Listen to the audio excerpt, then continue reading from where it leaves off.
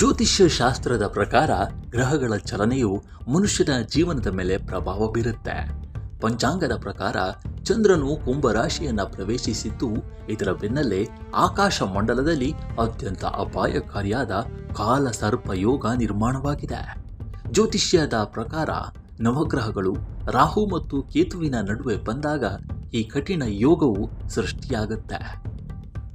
June 21ರವರೆಗೂ ಅಂದರೆ ಮುಂದಿನ 14 ದಿನಗಳ ಕಾಲ ಈ ಯೋಗವು ಸಕ್ರಿಯವಾಗಿರಲಿದ್ದು, ಇದರ ಪ್ರಭಾವದಿಂದ 3 ರಾಶಿಯವರ ಜೀವನದಲ್ಲಿ ಅಪಾಯ ಎದುರಾಗಲಿದೆ.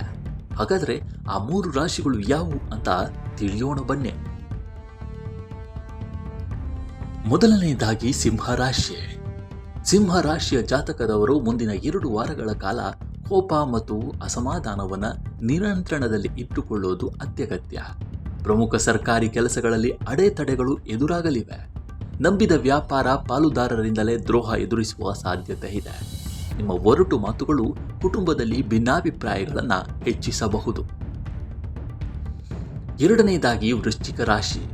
ಕಾಲಸರ್ಪ ಯೋಗದ ಪ್ರಭಾವದಿಂದ ಜೂನ್ 21ರವರೆಗೆ ವೃಶ್ಚಿಕ ರಾಶಿಯವರು ಅತ್ಯಂತ ಜಾಗರೂಕರಾಗಿರಬೇಕು. ಸಣ್ಣ ಪುಟ್ಟ ವಿಚಾರಗಳಿಗೂ ಅತಿಯಾಗಿ ಪ್ರತಿಕ್ರಿಯಿಸುವುದನ್ನು ಮೊದಲು ನಿಲ್ಲಿಸಬೇಕು. ಕಚೇರಿಯಲ್ಲಿ ನೀವು ಕಷ್ಟಪಟ್ಟು ಮಾಡಿದ ಕೆಲಸದ ಕ್ರೆಡಿಟ್ ಅನ್ನು ಬೇರೆಯವರು ಪಡೆಯಲು ಯತ್ನಿಸಬಹುದು. ಪ್ರಮುಖ ವ್ಯವಹಾರಗಳಲ್ಲಿ ಕ್ಲೈಂಟ್ಗಳು ಕೊನೆಯ ಕ್ಷಣದಲ್ಲಿ ಒಪ್ಪಂದದಿಂದ ಹಿಂದೆ ಸರಿಯುವ ಸಾಧ್ಯತೆ ಇದೆ.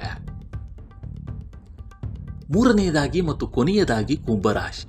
ಕುಂಭರಾಶಿಯವರ ಮಾನಸಿಕ ನೆಮ್ಮದಿಯನ್ನ ಈ ಯೋಗವು ಕಸಿದುಕೊಳ್ಳಲಿದೆ.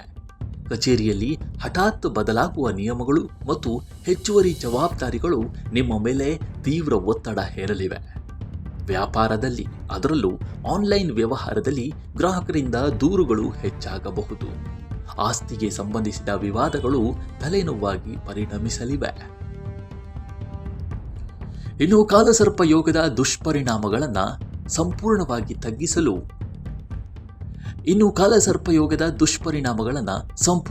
ತಗ್ಗಿಸಲು ಈ ಅವಧಿಯಲ್ಲಿ ಕಾಳಹಸ್ತಿ ಅಥವಾ ಕುಕ್ಕೆ ಸುಬ್ರಹ್ಮಣ್ಯದಂತಹ ಪುಣ್ಯ ಕ್ಷೇತ್ರಗಳಿಗೆ ಭೇಟಿ ನೀಡಿ ವಿಶೇಷ ಸರ್ಪದೋಷ ನಿವಾರಣಾ ಪೂಜೆಯನ್ನು ನೆರವೇರಿಸುವುದು ಅತ್ಯಂತ ಸೂಕ್ತ.